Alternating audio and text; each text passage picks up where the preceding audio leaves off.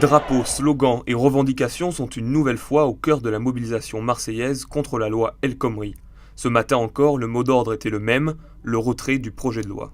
On est à une semaine quand même qu'on qualifie de déterminante puisque aujourd'hui donc on a encore des secteurs en lutte. Il y a encore de nombreux travailleurs et travailleuses qui ont exercé donc leur droit de grève aujourd'hui et on a une pression constante contre le gouvernement, le patronat sur ce projet de loi.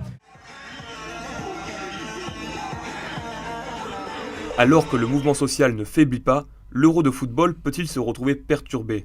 Les organisations syndicales l'assurent, l'événement n'est pas directement visé. Il n'y a pas de particularité vis-à-vis de l'euro, hein. C'est plus une volonté de faire céder le gouvernement qui reste droit dans ses bottes comme Juppé il y a une vingtaine d'années. Euro ou pas euro, notre détermination reste la même. La CGT mène des actions en intersyndicale souvent, depuis le 9 mars, donc il n'y a pas de raison que ça s'arrête.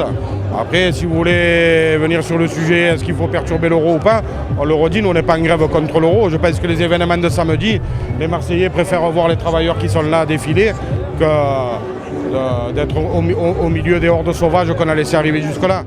L'intersyndicale espère par cette journée de lutte dépasser la mobilisation du 31 mars dernier. Plus d'1 millier de manifestants sont montés aujourd'hui à Paris. Pour rappel, le projet de loi travail est examiné par les sénateurs depuis hier. On lâche rien, on lâche rien, on lâche rien.